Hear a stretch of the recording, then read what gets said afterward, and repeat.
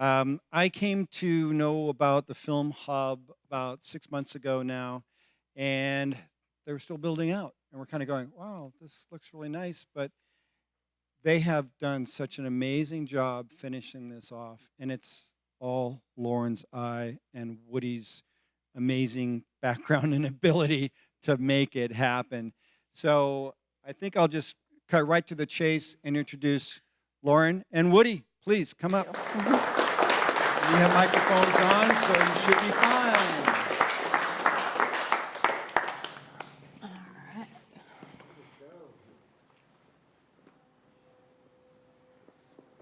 Thank you, everyone, for being here today.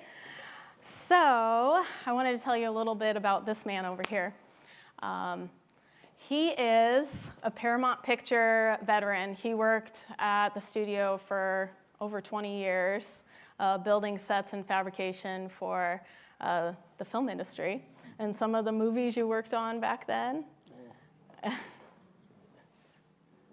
don't remember. So Okay. I remember working with people like John Huston and Sidney Poitier, Mirsch Productions.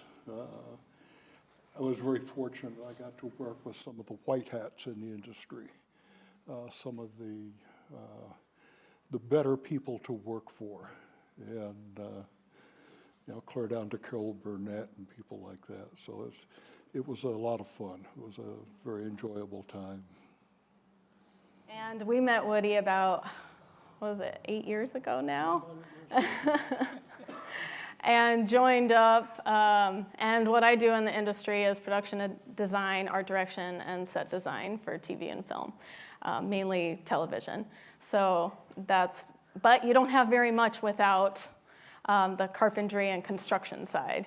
I can dream up all of these designs, but if I don't have great talent to actually execute them, you only have so much. So I'm very thankful to be able to partner with Woody and do this together with him for the San Diego projects here.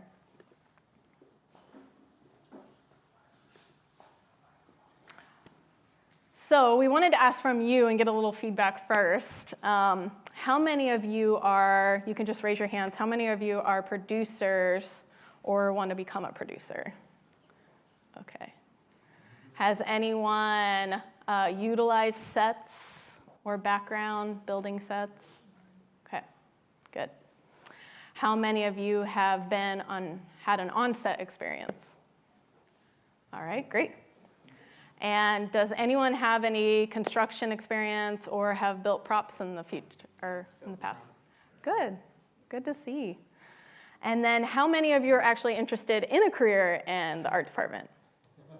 Okay. Great. I will be here for you guys to talk more after and answer any questions that you guys have. But we figured that would happen. So we directed this presentation more towards the producers so that you can really see what's available, pricing. That's huge. I get a lot of calls from production or producers that want to know more about pricing in the industry and how much a set actually costs. So we thought we'd more go over the process of the art department and the different steps that you go through, the timeline, the budgets, to really help you plan your next productions if you're going to be involving a set build. Oh, you should have gone to that one. The one with your name. Oh, I'll go back after. So there's a few options. You can either go on location or build a set. So a lot of reasons to build a set would be freedom to design the look, especially if you're branding a show. So much content has to be branded these days. So if you're branding a talk show, that's really important to have that freedom to be able to do that. Eliminating on-location space restrictions. If you're filming and you need to shoot a scene in a bathroom, that's going to be very challenging to put cameras in. So that would be something that you might want to consider, building a bathroom set on a studio so you have that freedom.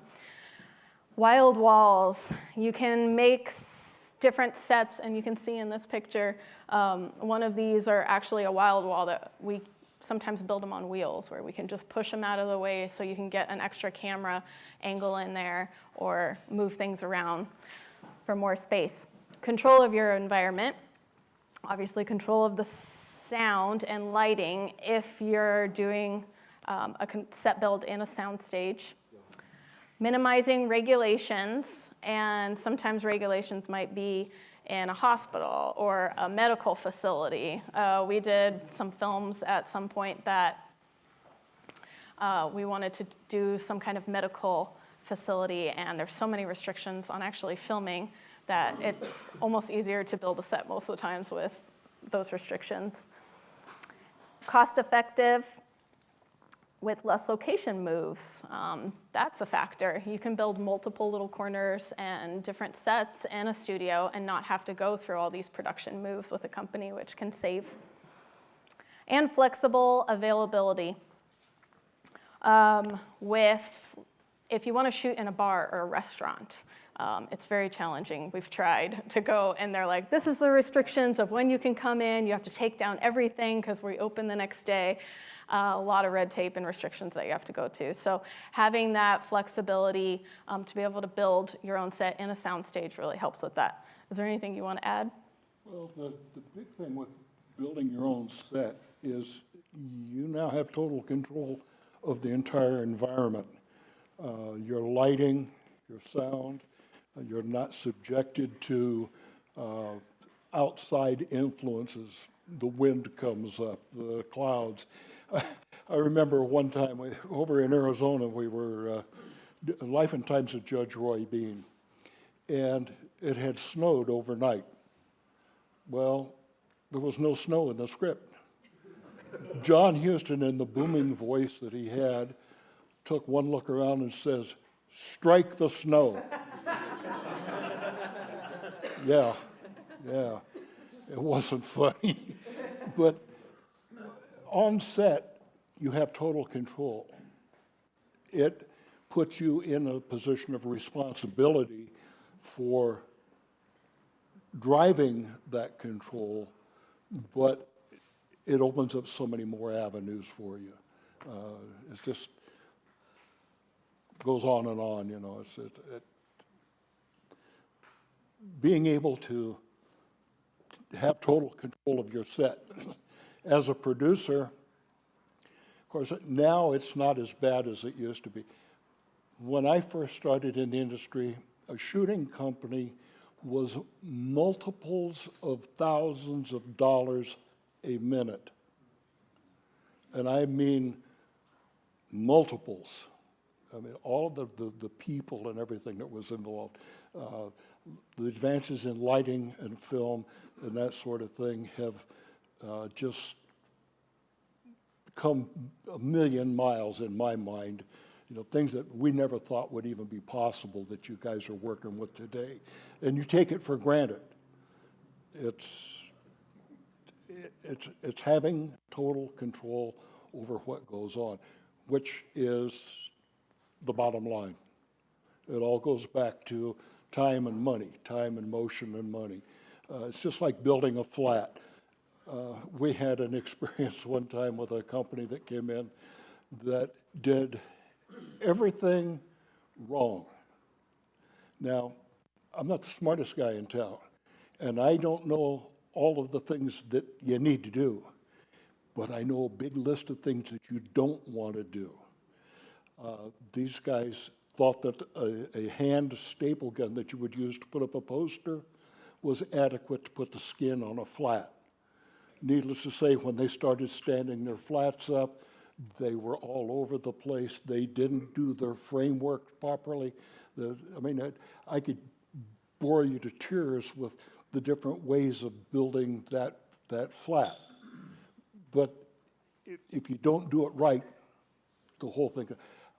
My guess would be that they trashed someplace in the neighborhood of $10,000 to $12,000 worth of material alone, not counting the time and all of the people that they had running, but that was just material that I saw go off the stage and go to the dump. They never shot a single frame. Poor planning and a lack of communication. I consider myself to be very fortunate in that Lauren has enough of an understanding of what goes on that she makes my job very easy. You know, I tell people my job is, I'm an interpreter. I take Lauren speak and I turn it into wood. And it's for me, it's about that simple because she doesn't put me in a position where I have to scramble to try to cover anybody's tail. So as a producer, it all goes back to the bottom line. You know, the most efficient way to build your flats, the most are you going to, does that flat have to stand there just long enough for the camera to go by and then it's trash, you don't care? Or do you build a flat that you can repurpose? If you're going to do your own sets, one of the things that you need to think about is the storage of those materials. That gets to be a major issue. And if you can store them, and that's one of the advantages that we have with the way we run our business. Everything that we build it with the intent of repurposing it, recycling it. We've got flats that have been used 6, 8 times. Well, when you turn that flat the second or third time, all of a sudden, you're making money on it. So the way that you go about it, the people that you have under you, which goes back to the response, it all goes back to the guy that's writing the check. You know, every time I do something, I think of it from the standpoint of, is it cost effective? Is it adequate? Is it going to do what we need to do and cost effectively? Sometimes taking a shortcut is not the way to go. Everybody's been through that one, but that's kind of my philosophy on it. Thank you, Woody. And you're going to hear a lot more fun stories of his days working in the studio, I'm sure, too. And all the pictures on here throughout the presentation, this is all our work that we've done over the last 8 years. So another big part is set budgeting. And we recommend always, when you're starting on your project and you're getting going and you need to do a set, and you decided we're going to construct a set for this, call us before you bid out your project. Or whichever art director or production designer, set builder that you're working with. Call them, get the numbers from them. Because you might think you know what it's going to cost, and then what you'll find out later might put you in a pinch. So a lot of times I'll get people that will shoot me over a quick email, say, hey, I want to build a hospital room. Can you send me a quote? And that's it. That's all the info I get. So, you know, I always try to jump on a call with people and then ask them questions. And most of the time they're like, oh, I didn't even think about that. I didn't even think about it. Well, that's why I'm here to help. You know, that's why as producers and filmmakers and whatever project you're working on, you know, you have a team, you have those crew members. This is what we specialize in. So we can think of things that you may not have even thought about to save you money, to help your production, you know, go even further than what you thought with different layers. So it's always great to just jump on a quick call or have a meeting and we can really go over, okay, well, what you have in your mind of what you want a hospital room or whatever you want to do, I have a completely different picture in my mind. So, you know, providing, and it goes to the communication of your concept, you know, once I can, your phone's going off. I don't know. Do you want me to turn it off for you? Okay, you got it, all right.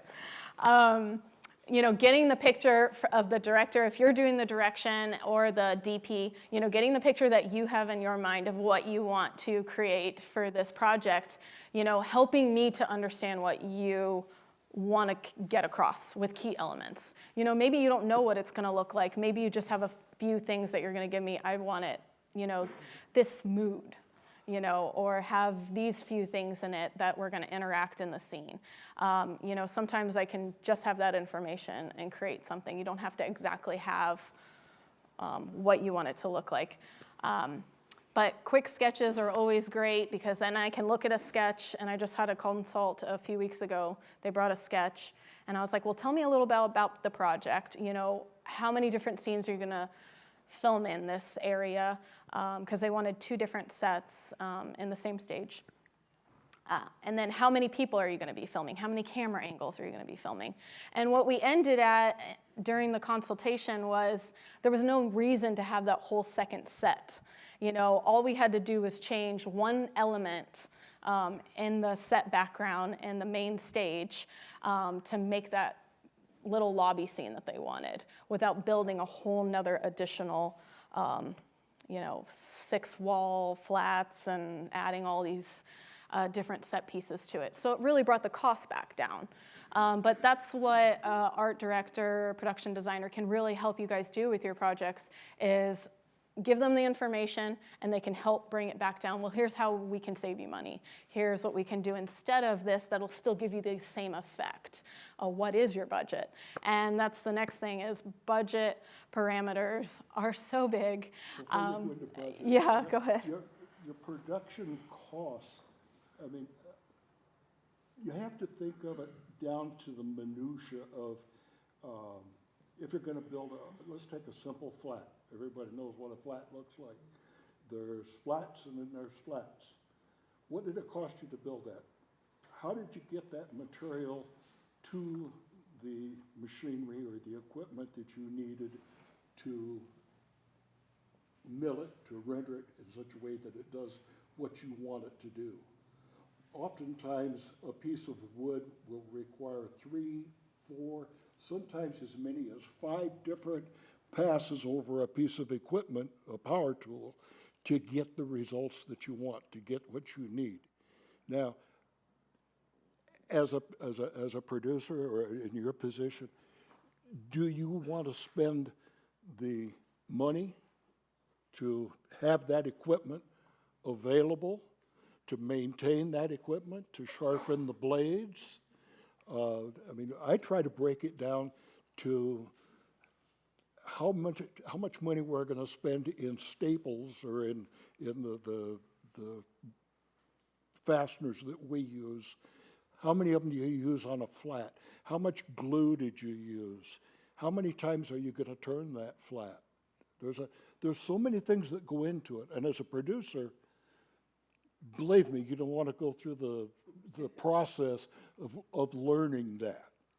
You want to bring somebody in that's qualified to break that down and break it down accurately and give you a price. When she gives you a quote on the cost of building a flat, you have 2 options. You can rent it, or we'll build it and you can pay for it when it's done, and you can take it home with you. Where are you going to put it? How are you going to move it from point A to point B? You know, that sheet of plywood that we made that flat out of, how did that get from the lumber company to the machine to the people that are going to turn it into what you want it turned into? There's a whole boring process that goes on there, but it's costing you money. That process is costing you money. If you've got to put somebody in a vehicle to go shag that piece of equipment, or if that nail gun lays down on you in the middle of a job, how many people do you have standing around staring at the guy that is trying to fix it? You know, those are all things that you need to think about, that you need to keep in mind. That's what we have tried to take out of the equation for you, the service that we provide for you. We try to answer all of those questions and take care of them. So the more details that you can give her to start with, the more accurate she can be with the plus having done those flats. We get it down to a pretty fine science. If you got to start from scratch and build 15 or 20 flats for a set, you've got to think about all of the logistics that go on getting that material together, create the flats, standing them up. How are you going to hold them up? You're going to use braces, sandbags. who brings the sandbags onto the set, the puttying, the spackle of the joints, the cleaning those up, getting them ready to paint, who's gonna paint it, who's gonna strike it. Those are things that a lot of people don't think about. And a lot of times when people call her for a quote, they have no concept of everything that goes into it. That's why she asked, how many of you have on-set experience? You've been there, you've seen it, you've got to start to have an understanding of what it is. And that's, here again, that's part of the service that we try to provide for you. Great. So also balancing your want and needs in a production, it always is important. Expectations and changes. Every time I get a first initial call on a concept that they think they want, by the end of the design phase, it's completely changed. And that's expected and that's fine. You know, that's part of the process, is changing and developing as we continue to work on this together. But just keep in mind, changes always end up costing more. So when you do get that initial quote, put in some padding, because things do change. Things end up being added that you are not expecting. So that's a really good thing to remember when you're building out your quotes for your clients. Time. Time is so big. There's so much time into everything we do with this, and time constraints are the biggest thing. You know, if you need to build a whole set, calling me 2 weeks before you need the set might not happen.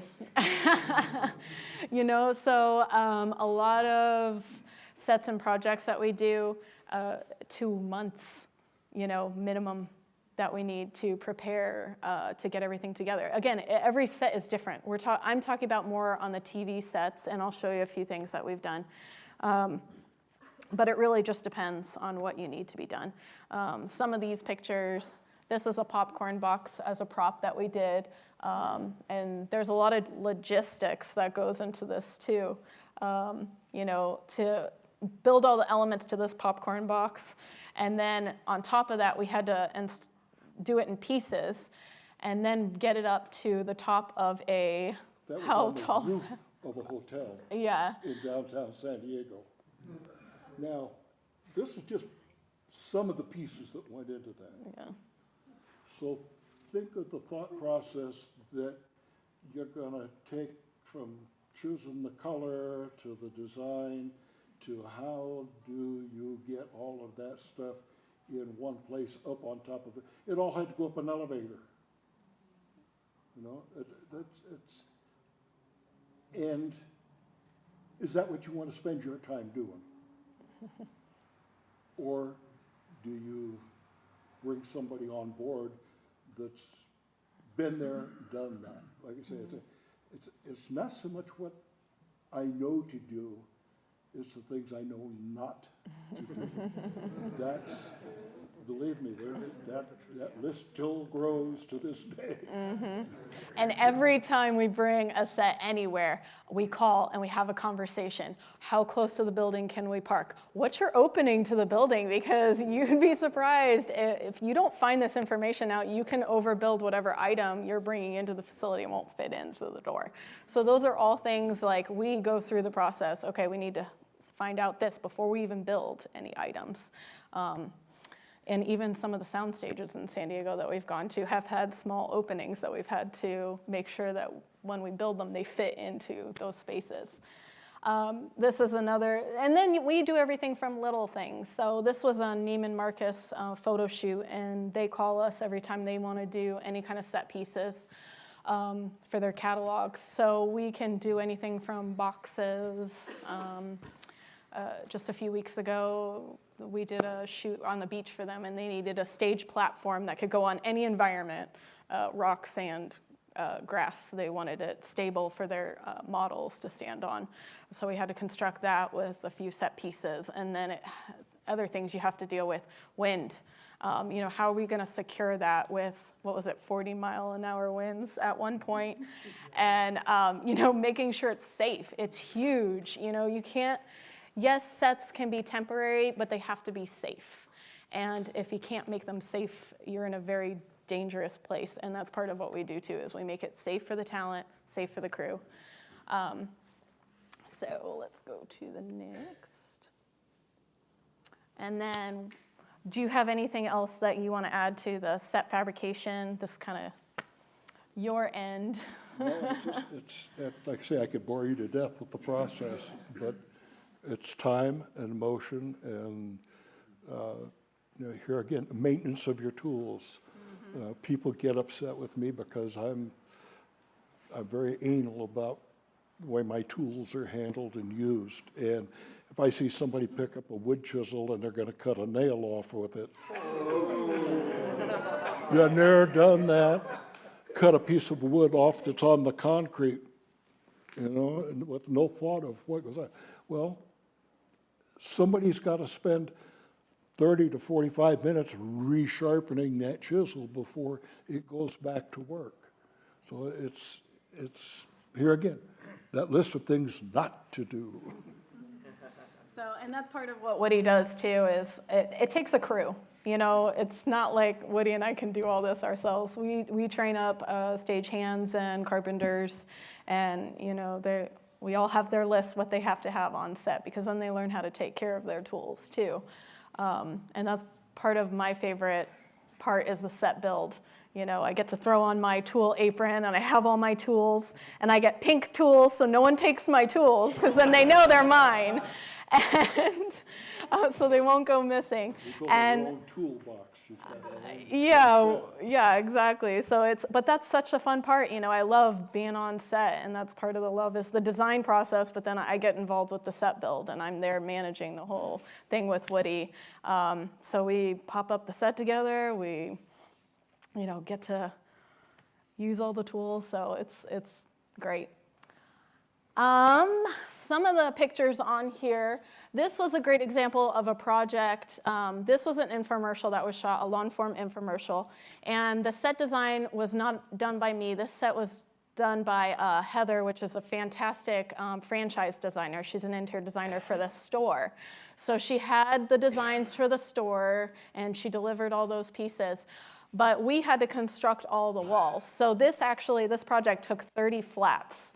So we constructed all the flats, and we had to do this in 3 days' time. So we had about a crew of, I think it was 4 or 5 people that we had going. So we had to build a raised platform for the talk show with the curved edges and the LED light. So we built that piece, and then we built all the walls. We had the flats. But a lot of these flats, we do have a rental. So we have all of these in stock. They're ready to go. We don't have to construct them from scratch. We take care of them so that they last, even down to the detail of how you putty those seams, because that's something people don't think about either. Normal flats come in 4x10 or 4x8. If you make it any bigger, you get into some issues of going in and out of spaces.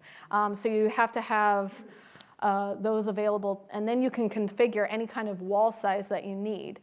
We have a certain way that we putty so that there's not a lot of mess and cleanup afterwards. If you putty the way that a construction crew would come in and putty drywall, it's going to destroy your flats.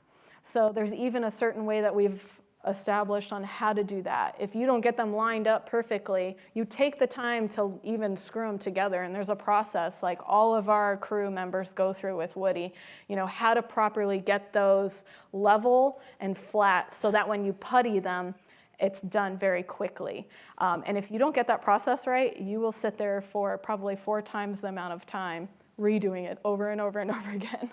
Yeah, the crew that we talked about with the set that they had to destroy, they were trying to spackle the joints between the walls, and the walls were the panels, individual panels, were racking. I mean, it was. I wished I could have a time lapse of the sequences of the things that went on, because everything they did from the time they got out of the vehicle in the morning until they swept the floor, they did wrong.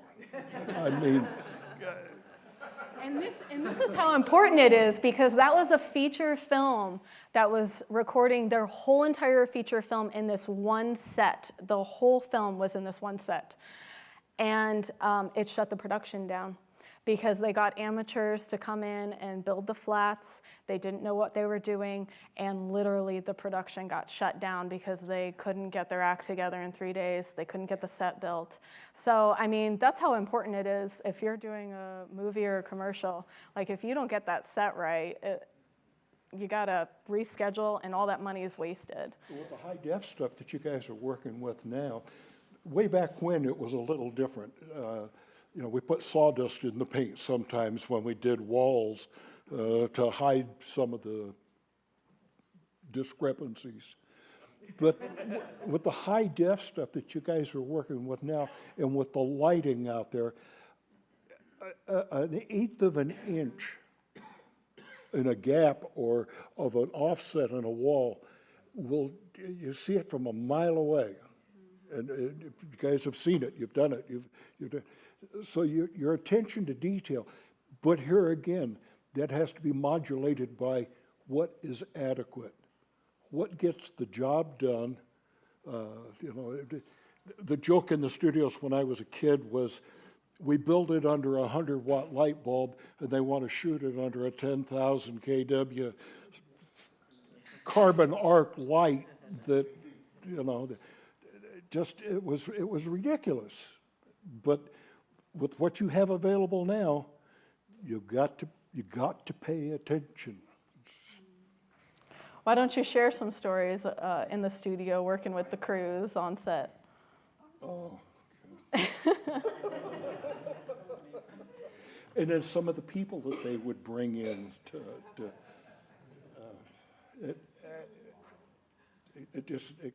there's no end to it. But I can't express enough from the producer standpoint, from the standpoint of the guy that's writing the check, you got to pay attention to these little details. I have a friend of mine, one of his very favorite sayings, and this is so true: the devil is in the details. Put that up on the wall someplace where you see it every time you walk in the office. The devil is in the details. And it's just like building a building. If you don't get your foundation right, everything else is just so much stuff. It's not going to work.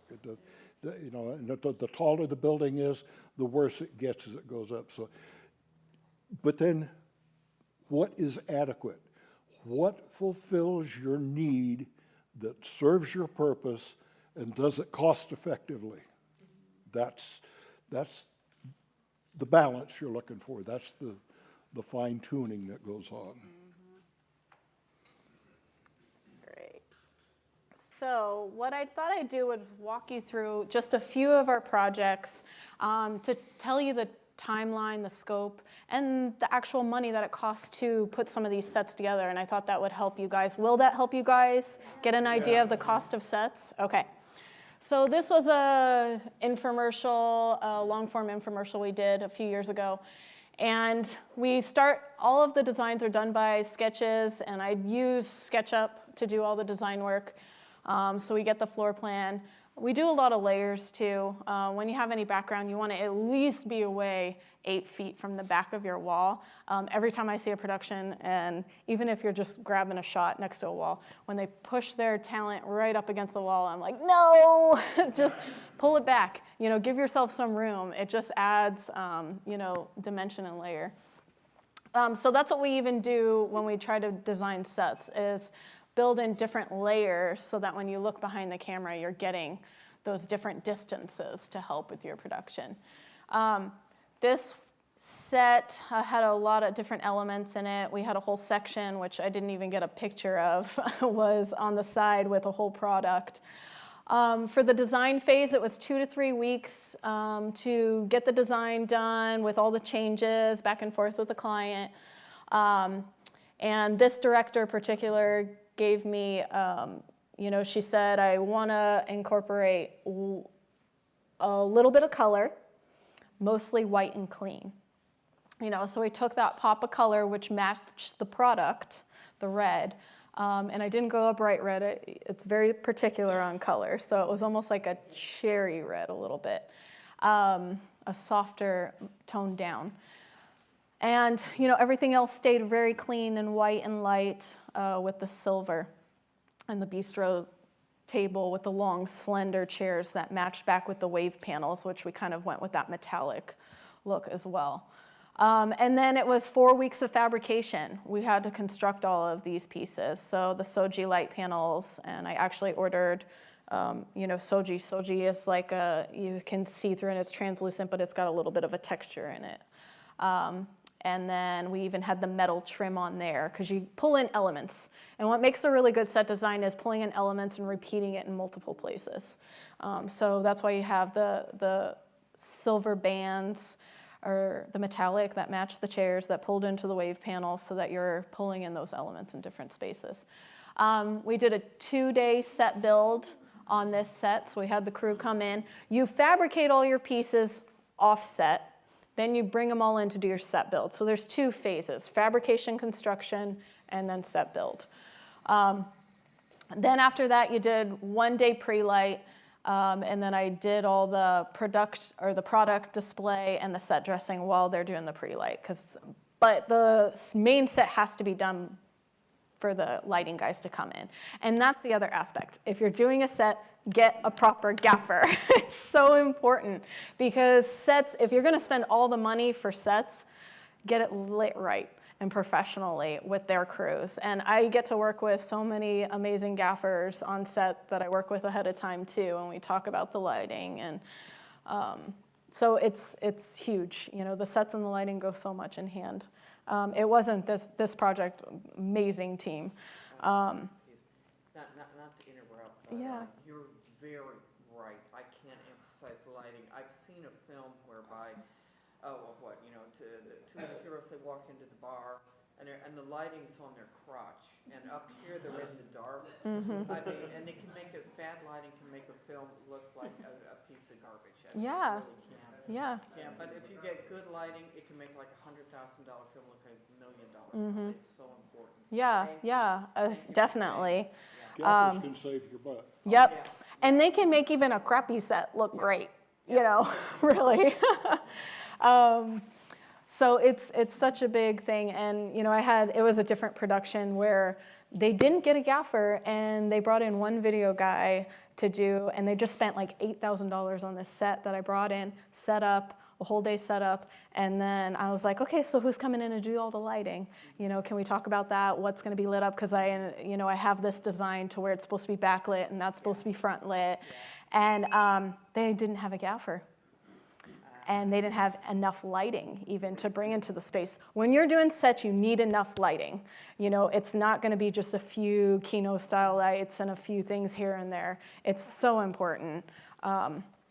And to get them involved, in the process. Like I said, I work with there's some amazing gaffers and departments with crews in this city, and they're really great. Like, a lot of them do work in LA and down here. One of them's here. Yeah, Jim. And let's go through. This was another set, and this How shows. much did that set cost? So you Oh, did that- sorry. Yes, great question. This last set was about $10,000. So we can do things very inexpensively, and that's something I want to go over too. We've got this down. Oh, 10,000 for this set. And how we get this down so low for the quality of set, because if you would go to Los Angeles, it'd be twice as much, easily. And how we do this is a lot of our elements, it's almost like we invest in your set too, because we do it as a rental. We don't like waste. We're very against any kind of waste. So instead of building and customizing a set from scratch, and then it's like it's your problem to deal with afterwards, or all of that goes in the trash, we don't do it that way. We say, look, these are items that we're going to use again, so we're only going to charge you a rental price on it instead of a full fabrication build. And then we actually keep these pieces and we rent them out for future projects. So that's how we can do a lot of sets so much inexpensively, as we've built up now quite a stock of set rental pieces that we've done with different productions. And whenever I feel like I can reuse those pieces, I never charge you full price. I charge you a rental price on it. So, you know, it's a little bit up cost on us because we're helping investing in the set as well, but eventually we will, you know, get our costs covered. Yes. So how big was your staff to do that? This set in particular, I do all the design work by myself, and then at that point, the fabrication shop, there's a few processes. So I start with the design, and then I have to do construction plans for the fabrication shop. So I do a lot of those in AutoCAD. AutoCAD's more particular for dimensions. They need accurate dimensions to the T. SketchUp gives you more rough dimensions. It's better for client viewing. So then they take that, and it depends on the job. So most of the time when you're doing fabrication, you do a team of 1 or 2 extra people to help with that process during the fabrication. If we have a huge project, then obviously the team grows. But 1 to 2 people is usually sufficient to work in our mill shop with Woody, and he guides that process. And then when we get onto set to do the build, it's usually 3 to 4 guys. So Woody's the lead man. I don't know if a lot of art director, production designers actually get involved with building the set too. I do because I love it. So I'm usually one of those team members, and then we have a staff of 2 or 3 extra that we bring on as stagehands. Are they included in the 10,000 that you Yeah. So this is another set, and this one was about $8,000 to produce this, and this was a live show that we set up at a theater kind of studio in San Diego. They wanted to do a live audience, but it was for a project they were recording. So they recorded it with 3 different cameras in the show. But this kind of shows you the process. This was the initial design up in the corner that I presented to them after they kind of explained what they were envisioning and the style. And then I sent that to them, and they didn't like it. They're like, no, it looks really churchy with the windows, and they didn't like it. So, and that's fine. This is a starting point. You know, when I start design, I get as much feedback as I can. Sometimes I can get it dead on, and there's never any changes, and that happens a lot, but there's still times where, I mean, not to, but I ask enough questions ahead of time where I know exactly what they want, and I can sketch that out, and it's done. But other times, you know, either I missed a question or I wasn't understanding what they were fully trying to capture, and that's when we go through a few phases of changes. The thing that she's skimming over lightly is the most difficult part of this process is getting the picture that the client has in their mind, in your mind. I used to have a company where we cut EPS foam shapes, and it was all done with line drawings on a computer machine. But the most difficult part was getting that to, so I would always cut people a sample or 2 samples or whatever. Take that home and stick it up on the wall or stick it up in the corner and see which one you like. One of them is going to tell you, I don't want to be here, and one of them is going to say, I like it here. But that is, that single thing, and that's, I say, I'm thankful that I have her to work with, because for some reason, when she describes something, I get a picture in my mind, and it usually comes out pretty damn close to what she wanted. And once in a while, I go crazy, but that is the most important thing that you can do, is the communication between you or your art department or whoever it is and your client. How do you get that picture that they got in their head on paper, in your head, whatever? Same thing with colors. You know, there's how many different shades of red are there? But that, you got to find a way to take the guesswork out of interpreting what they want. Yep. So eventually, this is what we finalized on after going through. And there's a lot of elements in this set, just so you can see. You know, I've got a curve wall here, and then there's an element in front that you could see through this wood paneling. And then I had some fabric back here, too, that I wanted light to shine up. And then you have these elements over here that are different layers at different distances. So as you work with, and that's the things, you know, an art director can really help you with, is adding those layers and distances that add the production value to the space. And then what I do is when I come up with these elements in design, then it's got to go into the construction phase. So then I take these, this is the type of stuff that I'll design for Woody, and then I also do construction plans with AutoCAD that are just pure drawings. It tells him all the dimensions of what I'm thinking, the sizes that I want, exactly how it's going to look. And then sometimes he goes to me and he goes, okay, well, that's not going to stand up. So,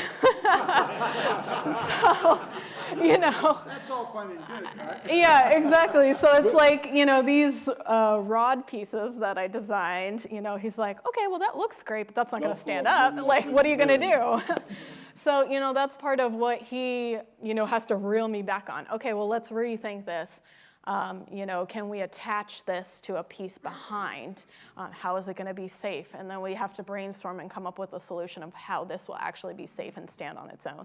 Because what I think, you know, might work doesn't work at all. And that's why I try to spend time learning. Like, I go to the mill shop and I see what he's doing and how he's doing things for support, because it helps me design it better so that we don't get in a situation where, like, okay, well, we're ready to move. We're on a timeline, because timelines are tight, you know? So it's like, okay, fabrication's starting this week. Well, actually, we need to spend half a day now refiguring this out. So as much as I can understand the construction process, and that's why it's so important to me to be involved when we build sets too, because I see the things that maybe I can do differently next time. You know, so now I design a lot of sets to take away a lot of putting and seaming to bring costs down.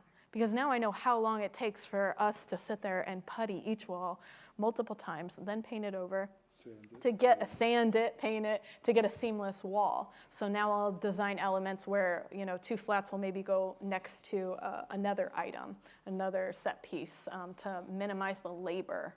So it really helps me figure out, okay, how can I actually get this feasible for the client on the budget that they have? Okay. Oh, cost. That set was about $8,000. And again, those were all rental pieces. So we decided, you know what, I can use most of those rental pieces, so. What were some of the materials? Was that all wood and paint, or was that cloth and other? Which part? Here? Are you talking about this? Any part of it. Oh, yes, all of this is wood. So this is a curved wood wall. These are wood supports, and a lot of these are stood up by stage braces behind. And then in between, I added the fabric, because they really wanted a lot of fabrics in that set. That was basically their only requirement. Like, this is the fabric, kind of flowy, that we want. Mm-hmm. Oh, sorry. Show it again and not be in the way. Sorry, yes. Let me move over here. So this was a wood platform. This is all wood. And then there's skins with different items. This was skinned with a wallpaper, which I normally don't like to work with wallpaper, because once it's on, you can't get it off easily and reuse it and repurpose it for something else. So as much as people are like, oh, just put wallpaper up, it's very costly, very time consuming, and to remove it afterwards, a pain. But that's what we can help you with too. You might have something in your mind, and I'm like, well, let's look at something different. And still get the same look. Right. And that's the solution.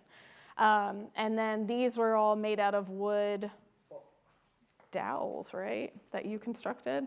And the challenge is we do a lot of 10-foot high sets, because then you don't have to worry about doing any kind of ceiling instead of working with 8-foot. So everything we produce is 10-foot.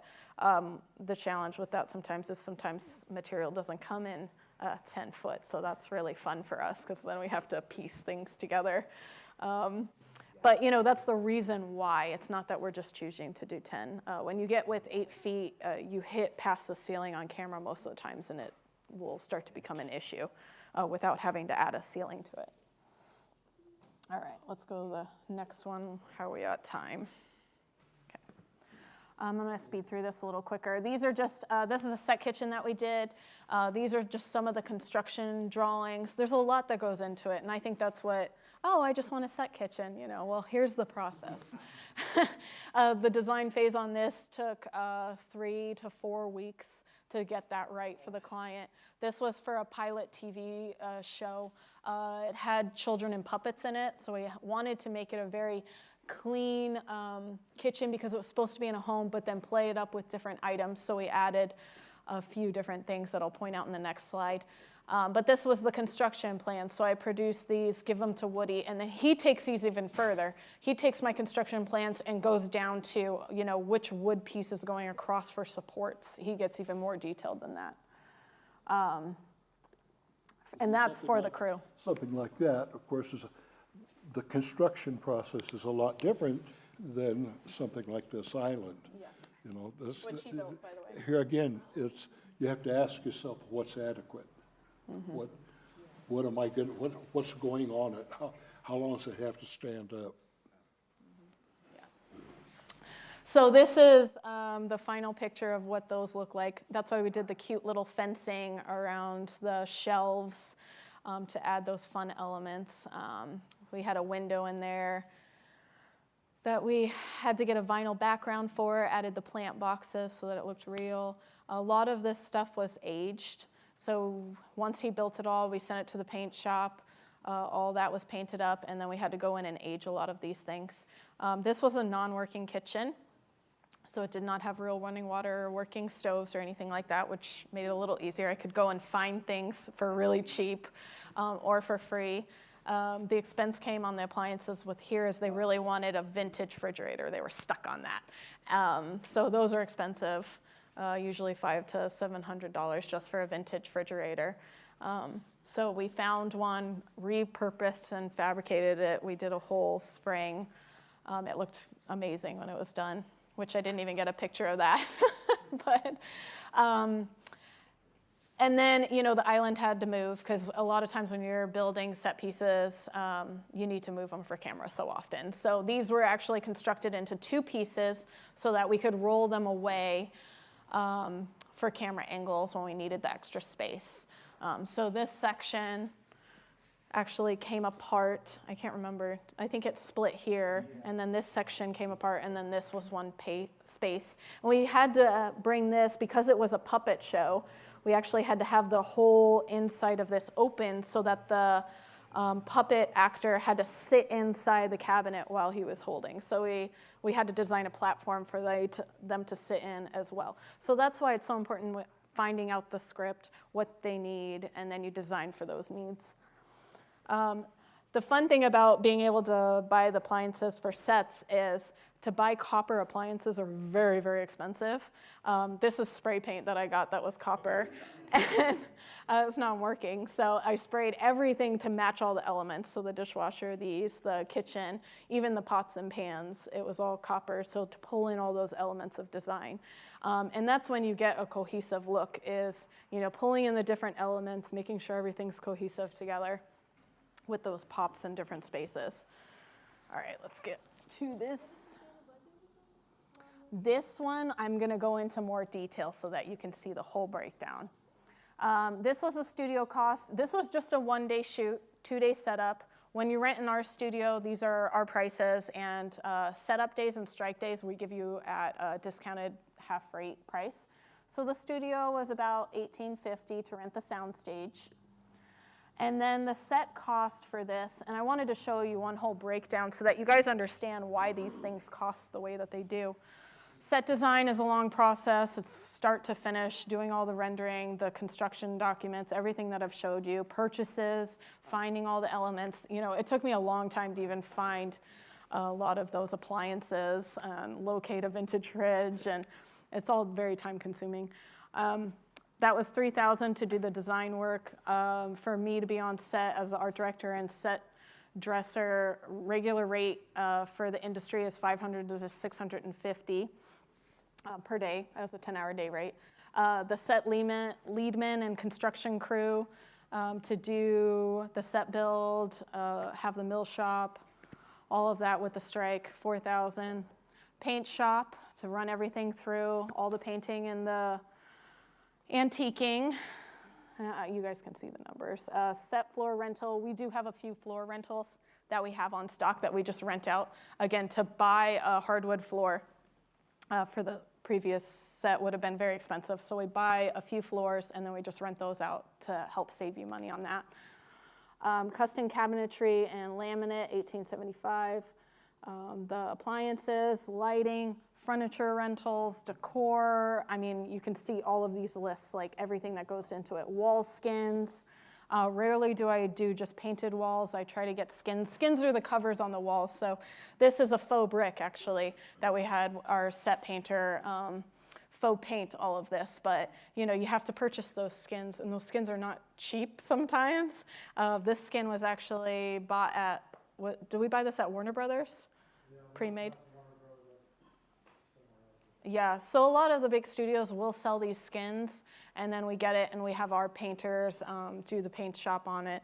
And then they're lightweight, because if you're moving things constantly, you want to think lightweight. That's the other element we have to do is everything we design has to be moved easy by a crew, especially when you're storing things. So wall skins, molding trim, and then expendable supplies are things that you don't get back, tape, glue, nuts, bolts, screws, everything. So this set was around 15,000. The crew that came on was a production crew that was hired on for this project that's from LA, and he was shocked when he came in. He's like, how much did you charge for this set? And I was like, we did it for 15,000. And he's like, this is a $30,000 set in LA. So, you know, you can see how, you know, going to different people that understand how to save cost and reuse. And that's because we reuse things. We save where we can. I try to design to where it does save you money so that you're not spending as much. So sets can be very expensive, and that's part of the problem. And that's part of why we designed this new format and designed the film hub, is we put a lot of standing sets in here. Set kitchens are crazy, so we put one in here. We're working to where we can customize this, pop on different backsplashes with different covers. So we thought as much as we could to help you guys save money, so you have the production value and the quality here without all the added cost. What we did in this space was a shoot that the client really wanted to do their talk show in a dining room.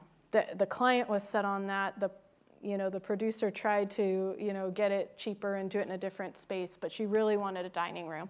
So this was a great example of how we utilize the kitchen as a set extension.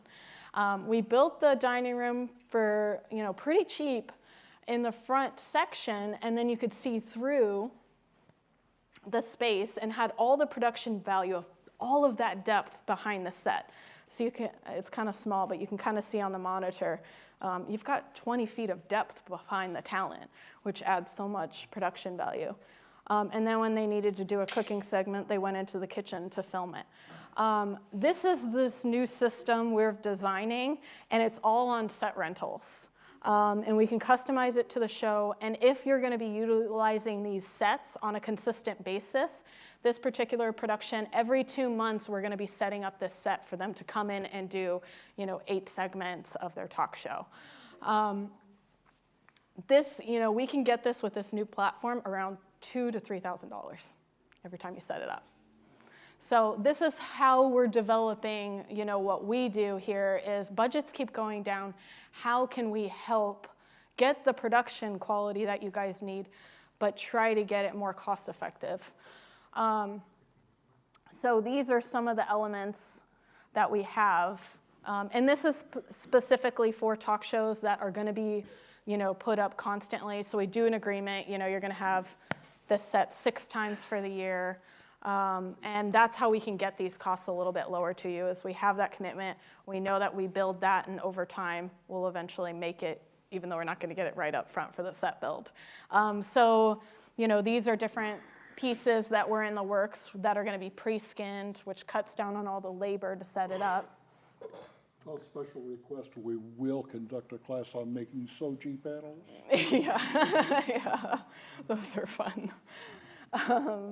That was quite a process. Yeah, it is. That was fun. Yeah. So can you just say that again one more time? So it's, I was a little confused on that, on the repeat set. So is it initially, it's like an initial cost, and then it's, It's a fourth not. of that for each repeat? that It's you do, not. or- We've eliminated the initial cost for you.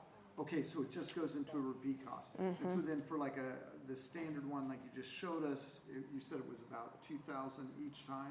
Yes. And that would be dependent on the number of times, like that, it's Yes. 2,000 if it's 6, Yes. or it's 2,500 if it's 4? Exactly. Okay. Yeah. So, and the idea is you're just renting the set, pay for the rental for that show, and then the labor to set it up. And we've designed this to where it can be easily set up in a few hours and not a whole setup day, as much as possible. So that's kind of where we're going into now, is to help producers get cost-effective talk show sets on a consistent basis. And you can do them in this stage, or you can do them on the white cyc and the sound stage in the back. We have another stage at the other facility with green screen if you want to do a digital background, which Elias is going to come up in a little bit and talk to you about more with set extensions and how we can we're going into that and kind of building that together on how we can see moving into set extensions and having, different set pieces. And combined with that, these are just a few other pieces that we're working on, the development of, to add in those talk show elements easily. And we're even customizing it where, even if you have a news desk, it's not gonna have one look. We're gonna do pop-on panels. So you can change your look, match the, I look at everything as design, so I'm never gonna just put one element that doesn't match with another. So, the same vinyl or laminate that I use on that, then I might pull in the same laminate into this light panel, where you have the LED lights running through the middle section to pull in that element with the front elements. So we can make things match too. Just get one, sheet of laminate and put it on multiple pieces of your set to kind of tie it all together. I don't know if that goes over. But that's part of the design process of how I think, and that's part of branding for the show too. Okay, so I'm going to bring up Elias real quick, and he's going to, I know we're running a little bit behind, and we want to answer any questions you guys have. Yes. Yeah, I have a question for Woody. How thick are the skins, and on a 4x10 flat, do they provide enough shear strength, or do you have to lateral brace the backs? It's a 3/6, normally we use a Luan, a 3/16 nominal. We can do it like these doors over here, we did those. We used, can't think of the name of the hardback material, Yeah. not Formica, but MDF, was it Oh, MDF? so you back them then? You don't put in lateral bracing, or? I'm sorry? I said you put a back on them then? You don't, or you put in lateral bracing for shear strength, or?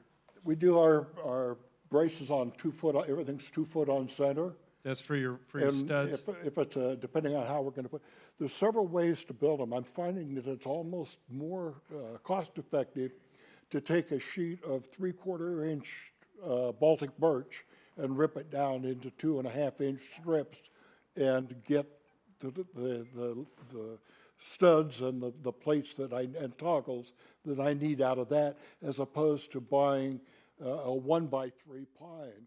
1x3 pine isn't as consistent in the material. By doing that with a little bit of gluing and paying attention to the way we put it together, it makes a pretty durable panel. We've done some with 1/4 inch material. It depends on the application, what the finish is going to be, and whether or not we think we're going to reuse that. And a real quick question. Do you have to deaden the sound if you have to hang a door? and you have to close the door on the set. Do you have to deaden the sound of the door closing so it sounds like it? Had that issue yet. I did the doors that go into the sound stage in the back there.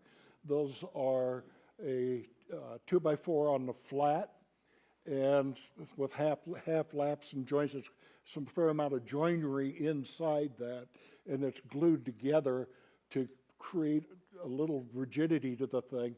And then the in between where the voids are on the bracing to keep the weight down, we used a product Dynamat, and I put that on the inside surfaces on both sides, even the skin that we put down on top of it. We made patterns and put that on there so that if you go up there and you knock on that, you won't get any drumming on that at all. It keeps the sound down. So yeah, we're capable to. We did all of our own sound work on the sound stage back there. If you'll notice that the glass on the control booth, two dissimilar thicknesses of glass, and they're set at different angles. That mitigates that, and the material that is bedded in mitigates the amount of sound transmission through it. So, you know, we pay attention to that sort of thing. If it's necessary, we can come up with whatever we need to do if they need a particular sound on a door. That's another thing. We have a complete, we have a Foley stage built into our platform in the back in this studio. And another thing to add to, just because we're on talking about the different spaces, if you walk around this building, a lot of this construction elements that you see was designed and done by Woody and I.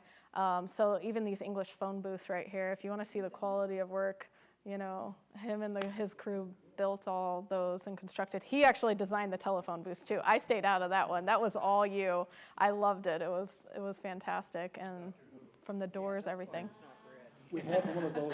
I don't like the red. I went with the wood. Yeah, the red would have disrupted the color palette in the space.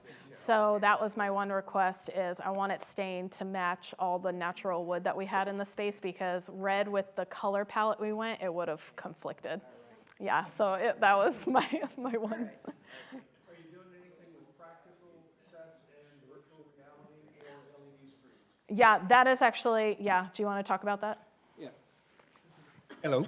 Can you hear me? This is Elias Acosta. He's a director and cinematographer, world-renowned. He's worked on so many different films, and I've had the privilege of working on a lot of different sets with him, and respect him so much as a director and DP. And he's really helped shape my career and what I've done, learning from him. And an amazing light. Like, he can light up a set, and it's just perfection. So anyway, just to give a background. You can't take him anyplace because he sees camera shots. Yeah. Yeah. Well, that's one of the things that as we continue to work into the future of cinematography, it's a big concern always been the set. When I go in, I see the set, I bring my camera, I put my lenses on, and then the fun starts, because then I mean, a beautiful design, and then look crappy through the lens because for whatever light temperature is not calculated right and everything. So that's my job, to make it look the final, to look great, the selection of the lens. But then you had the fight with the director, producer, they say, oh, well, that's too wide, or that's too, I need this, I need that. It always on the set, you know, some of you that work on this have a lot of, you know, you look the planning, you set things up, and then everything go crazy. Say, oh, they look like crap. And say, uh-oh. So, you know, the responsibility does not end up with the set being built, but also the final product, how that going to be. And then you have a color correction guy that says, oh, I have this plug-in, boom, put everything yellow and different colors, and then, you know, we all look like, no. So there's a lot of, you know, this day, because of technology, because of the plugins, because of all the little programs, everybody thinks they can do a great job, and everybody is whatever. Anyway, but where are we going? virtual cinematography, and you had to follow through on Unreal Engine. Just had done an incredible contribution to the film industry. And those that started with the video games, I know because in my house, that's how my kids started. So I had to be within a video game. Now he's in LA when he just broke the record in animating 500,000 pieces of hair on a character. And that's a record, never been done before. And they, even Unreal called them and say, how do you do that? So what I'm saying is, that's where we are at this day. So what do we do with what we got, the traditional set design, into virtual cinematography? Now, today, Tom Cruise, his movie was suspended because of the virus, and so he was in Italy shooting in Venice, shut down. So nobody want to just travel and anything. So we had to find solution. The solution has been there all the time, except that was not accessible to even a smaller project. And today, because of this, in Unreal Engine, they went and got Megascan, and they got all kinds of pieces for free into this program that now we can go in and shoot a complete project. Now, one thing that they did in version 4.24 that just came out is that a lot of us complained that they were burying all these virtual studio within the video game portion of it. So we were like, we are not video game, we want cinematography. So what they did in the new design, they took it out and now it's separate, everything. So you go directly to your studio, Visual Studio, and voila, you set up all your things. Now, a good example, have you seen Mandalorian, right, from Star Wars? Incredible. Well, 90% of that has been done with Unreal Engine. Now Hollywood is jumping in, and the reason is something that they didn't pay much attention. They would say, oh, there are kids just playing around. But the technology went so fast in our hands, and they saw some stuff, so they jumped in to try, and they just got into it. So everything was done on stage for this episode. And you have your sensors up there, and you have your video wall, which is LEDs. The only problem with those, they project all the data from the computer, including lighting. So as a director of photography, cinematographer, I can go into the set with my goggle and pinpoint and change, like this rock, I don't like it, let's put it here. Let's rotate the lighting and everything. So you have complete control. And you can do it in two ways. You can use a real camera or you can do a virtual camera. Now, they're using real cameras because it saves them a lot of time. They're using real people. They're not using just 3D characters. But the extensions, they're all done already in computer. And the director sits in there and directs his stuff, and there is no limitation, no tracking whatsoever. It's on real time this is happening. So now what we can do, we can design some set, and then we do the extension. And no matter what is in the background, it's going to move completely because now the computer talking to the camera back to the computer, everything is synchronized, including lighting and color, everything that you can do. And that's where we are at today. In fact, at the end of the month, there is a group coming, and we're going to be doing green screen. It's a Star Wars fan movie, a couple of things that we're going to be doing. And we're going to be in the green screen studios, and we're going to do a lot of stuff. So at the beginning, the designer, he sent me some stuff. Oh, I want this spaceship, blah, blah, blah, blah. I said, hey, we got to think about alternatives. And I said, no, I only need just the door that's going to open and the soldier is going to come out.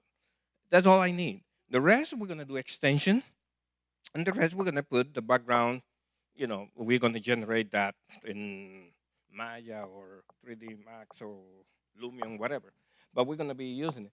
And so that's now the conversation is different. The conversation now is how we marry the two. How we can make it look good, because that's another thing. It's not something like, oh, it's a green screen in the background and blah, blah, blah, and everybody gonna laugh at you. It's gotta look good or don't do it because it's worse. If it's not going to work and you don't have the time to design and the time to sit down and look through and go through every single detail from the 3D, let's say that we do an extension of a spaceship, and this part that they design is so beautiful, but the rest is crappy, then we're going to say, no, it's not going to fly. It doesn't work. So now the conversation is a lot more critical to planning, reference, color, everything, angle. So they submitted a complete storyboard. I review it, I make my note, I send it back, and we'll see what's going to come out of that. But it should be good. But but now it's critical that that conversation, go through the whole process. We have to see it before. That's why we say pre-visualization. So I take some spaceship. I go home. I put the flights on, and I send it to them and say, "Listen, you like that? Okay, that's the look." So then we bring it back in. We create the set pieces. We're gonna track down how they're gonna land and all the other goodies that you put on that. But then everything have to do, they have to work together, the set. Now the placement of the camera in relationship to the foreground and the background. How do we do? What kind of lens are we gonna choose? What kind of lighting we're gonna? Now we had to reproduce. See, remember, if it's a set piece in the back, I have a virtual background, and in the front, I have actual people, live action. I have to do a match seamless. I mean, everything got to match. You cannot have two different temperatures. You cannot have two different directional light. Nothing, and that's all planning. And I think the future is great. I think everybody have an opportunity now to continue to work. It has nothing to do with age. I said before, the only requirement is you are alive and you can do things that are extraordinary. Okay, so it's time now for go get excited. Everything is for free. Listen, the majority of the best programs right now are free, free, free. Nothing attached to it, free. And the reason for that is because technology is saying, let's put it in the hands of people. You take Blender, for example. Blender is free. It's an incredible platform. And you use it. That studio, you can do the 3D, whatever, and it's incredible what you can do now. You are not limited, and you are in California, and you are American. Come on. We have to show the world that things can be done as a tradition. This is what people outside are thinking of California. Yeah? We are cutting edge, that we know what we're talking about. Every time in the morning when I go to my computer, I have all my free that all the companies send you plugins so you can do your reports and stuff like that. And all of a sudden, oh, now I can put a face, a new face, and in 30 seconds I have a different persona and everything, all for free. And you do it. But sometimes we just listen to the wrong voice. We are like, oh, we're not gonna do that. Those are the big guys. No, I think the time is now, and we have to develop a group of people that can really look into this because this is an industry. This is up and coming. This is a new era of cinematography, and there is an opportunity for everyone. So let's get busy. Thank you.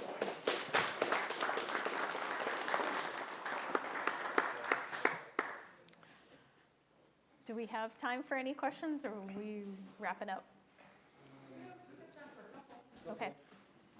Yes. May I grab that mic? Oh. Yes. Do we have any questions?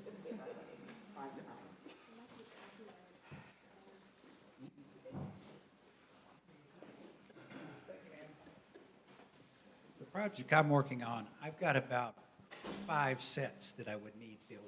But two of those sets are what I think of as kind of a hybrid between location and building on a sound stage. And my question is, do you do that sort of thing? And what I would be asking, I hope we can meet as the script comes back from coverage and look at some of the scenes. I need a modern day police station inside the office, the homicide section. I can go to a real estate office and find a sweatshop sales, and it's got all the cubicles, it's abandoned, it's ready for rent. It would look something like the shell of a modern-day police station, particularly if it has a conference room or two.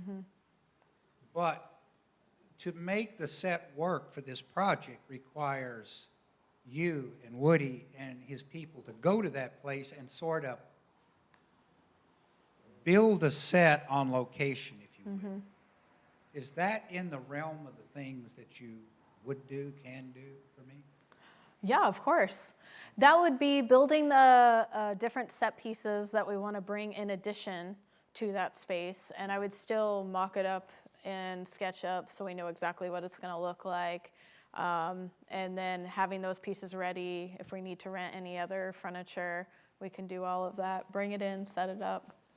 It doesn't matter. I mean, we can set things outside. We can set it in other studios on location. If we can put a popcorn box on the roof of a hotel. Yeah. Right.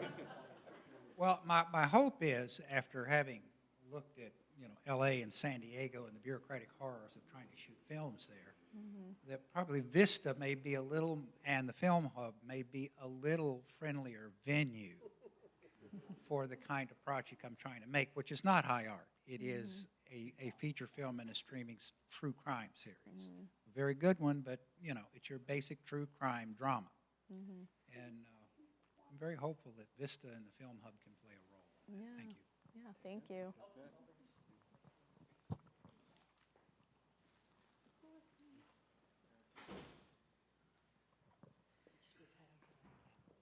I guess this isn't really a question so much as I just wanted to say thank you for talking about this, because I don't know how many people I speak for here, and that we tend to, a lot of us creative types tend to not realize how much this is important. Thank you for educating me tonight, because I did not realize, oh my gosh, I really don't know how to build a set, so thank you. Thank you. My I fear hope was that you... we would bore you with I some of know, that I know. information. Sorry it went so long, but I'm glad you found it valuable. Yeah, I really got something out of it. Thank Okay. Oh, of course, it's on the other side. Excuse me as I cross back over. A week ago, I was in LA and I had to sign my life away to get in the room, a new LED wall where they literally are shooting features on it already. And we have somebody leaning on the wall. You can't tell that it's not a set that's about 100 yards deep. And as the camera moves around, we put our iPhone on their rig, and you can go like this, all over the place, and it all changes. The prep for the background starts at 25,000, goes up to 200,000 for each background. But holy cow, they're using it in space movies, but it's coming. And if anybody wants to see it, I've got it on my iPhone. I can show a little clip of it. But the fact that you can lean on the wall, and for the lighting, they're actually using the wall to give enough light and just augmenting it with real light. Unbelievable stuff. Yeah. It's coming. It's here. Yeah, it's fun. Yeah, I spoke to them, to the one the design, and what they have said that the first generation of the panels were kind of expensive, but they were some faults in it, and they were correcting that. The next generation of the panel that are coming are really, really incredible. And they're still costly. And I told them, listen, if I don't have, what are the alternatives? And there are real projectors, there are studios that they have done that. But you don't have the same control from the real projector because you're just looping through. And then you have also, green screen, the traditional, which work really well still, because even it will read it and it would move and it would do the internal tracking anyway of the green screen and it will work. But the difference is in the lighting. And so the lighting from the computer, from the set, is going to illuminate. That's the lighting of the live action. And that's an incredible thing. And yes, there $250,000 for the, because they are 1, 2, 3, and 4. There are 4 walls of LED panels. It's huge. But that doesn't mean that it's coming and the price, and the Chinese, just wait.